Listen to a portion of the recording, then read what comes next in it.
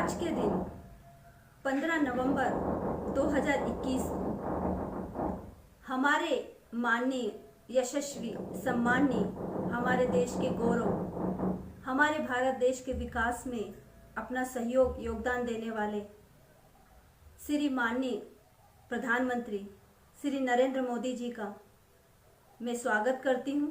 उन्हें शत शत नमन, शत शत प्रणाम करती हूँ। माननीय मोदी जी, आपसे कुछ मन की बात करनी है। सर्वप्रथम तो माननीय मोदी जी, आपका हमारे मध्य प्रदेश की पावन भूमि भोपाल में आपका स्वागत है। माननीय मोदी जी, जब 2014 में आपने प्रधानमंत्री का पद हासिल किया था तो हमारे भारत देश की जनता को आपसे बहुत उम्मीद थी। उन्हें ये उम्मीद थी कि हमारा देश विकास करेगा, हमारे देश की बागडोर एक सशक्त और बहुत ही मजबूत इंसान के हाथों में है। माननीय मोदी जी, मैं आपको याद दिलाना चाहती हूँ, शायद आप भूल चुके हैं, 2014 में जब आपने प्रधानमंत्री के पद पर आसीन होकर इस भारत देश की बागडोर को संभाला था तो सबसे पहले आपने वादा किया था कि आप 2 करोड़ रोजगार देंगे। माननीय मोदी जी, 7 साल होने को आए हैं, 2021 चल रहा है, 1 महीने बाद वो भी खत्म होने वाला है। 2000 करोड़ 2 करोड़ रोजगार कहीं से कहीं तक नहीं मिले। माननीय मोदी जी, हमारे भारत देश में बात होती है तो सिर्फ धर्म को लेकर बात होती है। कभी आपने, कभी प्रदेश के किसी मंत्री ने, कभी मुख्यमंत्री ने, किसी विधायक ने, किसी नेता ने कभी शिक्षा पे बात नहीं की, कभी स्वास्थ्य पे बात नहीं की, कभी रोजगार पे बात नहीं की। और हाँ, यदि बात की है तो सिर्फ वादे किए हैं, जुमले दिए हैं। माननीय मोदी जी, मैं आपका ध्यान आकर्षित करना चाहती हूँ। आज आप हमारे मध्य प्रदेश की पावन भूमि भोपाल में हैं। माननीय मोदी जी, मैं आपसे निवेदन करती हूँ, सहृदय निवेदन करती हूँ, अनुरोध करती हूँ कि एक नज़र मध्य प्रदेश की स्थिति पे भी दीजिए। माननीय मोदी जी, आप 2 तरफा बातें करते हैं। एक और तो आप कोटा हटाने की बात करते हैं, हरिजन को हटाने की बात करते हैं, और दूसरी ओर आप जनजाति गौरव दिवस मनाने आ रहे हैं। किस लिए मना रहे हैं माननीय मोदी जी? ये 2 मुखौटा क्यों है आपका? हाँ माननीय मोदी जी, आपके संज्ञान में ये बात लाना चाहती हूँ मैं इस ऑडियो के और इस वीडियो के माध्यम से। मध्य प्रदेश की हालत इतनी खराब है, इतनी दयनीय हो चुकी है कि यहाँ का युवा खून के आंसू रो रहा है।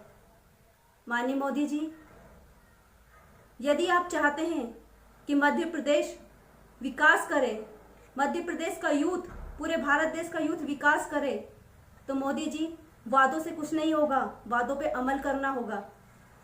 10 सालों में माननीय मोदी जी, शिक्षक भर्ती हमारे प्रदेश में निकली है और यहाँ तक कि हमारे केंद्र शिक्षा मंत्री माननीय श्री धर्मेंद्र प्रधान जी भी ये डाटा दे चुके हैं कि 90,000 शिक्षकों के पद रिक्त हैं प्रदेश में। लेकिन हमारी सरकार, माननीय शिवराज सिंह चौहान जी की सरकार, माननीय हमारे मामा जी की सरकार, हम यूथ को खून के आंसू रुला रही है। माननीय मोदी जी, आप जब भोपाल में आए हैं, जब आप मध्य प्रदेश में आए हैं, तो इतना सा हम शिक्षकों की ओर भी ध्यान देके जाएं। यदि शिक्षक ही नहीं होंगे तो शिक्षा का स्तर क्या होगा? 90,000 शिक्षकों के पद रिक्त हैं मोदी जी।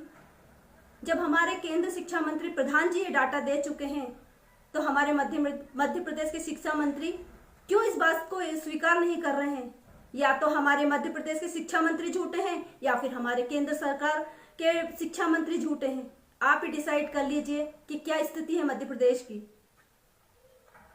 माननीय मोदी जी, हमारे प्रदेश में, मध्य प्रदेश में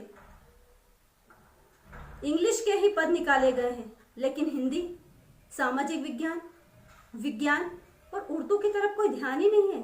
जब सोशल साइंस का ही शिक्षक नहीं होगा तो सोशल कैसे व्यक्ति समझेगा? बच्चा कैसे पूरे सोशल को समझेगा? हिंदी नहीं होगी तो हिंदी का वर्चस्व क्या रह जाएगा? हम भारत देश के निवासी हैं, हिंदी हमारी राष्ट्रभाषा है, राज्य भाषा है, और उसमें आपने मात्र 100 पद दिए हैं।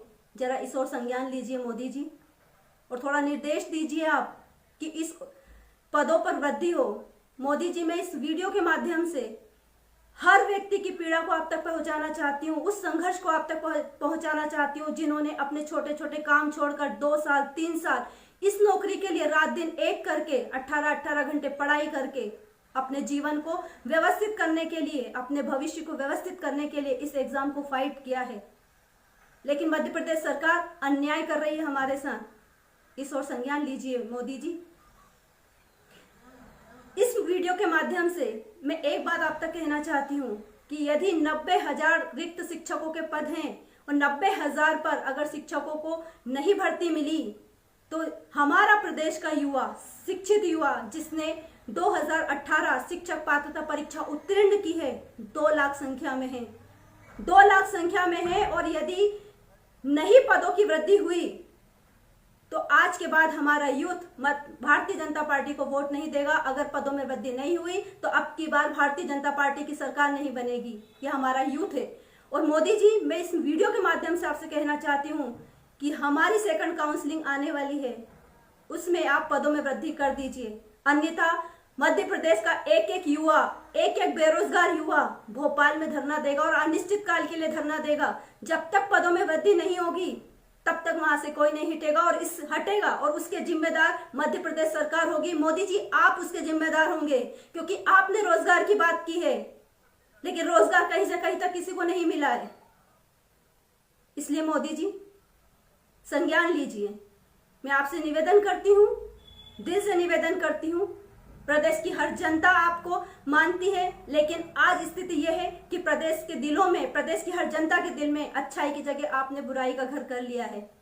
मध्य प्रदेश की सरकार सिर्फ झूठे जुमले करती है, झूठे आश्वासन देती है और युवाओं के साथ खिलवाड़ कर रही है, उनके भविष्य के साथ खिलवाड़ कर रही है। बच्चा बच्चा मामा मामा कह के नहीं थकता है, लेकिन मामा असंवेदनशील हो चुके हैं। दलगत नीति, राजनीति अपनाई जा रही है। इस ओर प्लीज आप ध्यान दीजिए।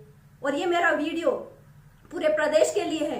अगर पदों में वृद्धि नहीं हुई, 90,000 पदों हैं शिक्षक के रिक्त, उस पर अगर भर्ती नहीं हुई तो पूरा प्रदेश भारतीय जनता पार्टी के खिलाफ होगा। और अब की बार भारतीय जनता पार्टी की सरकार नहीं बनेगी जब तक पदों में वृद्धि नहीं होगी। ये हमारा दृढ़ संकल्प है। इस ओर आप ध्यान दीजिए। बहुत बहुत नमस्कार, बहुत बहुत धन्यवाद।